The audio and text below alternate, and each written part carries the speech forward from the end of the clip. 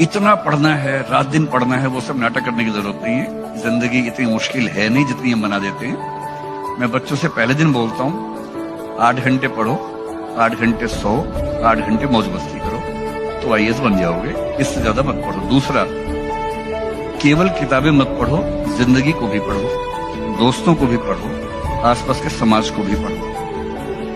सप्ताह में एक फिल्म जरूर देखो। दिन में 1 घंटा अपने दोस्तों से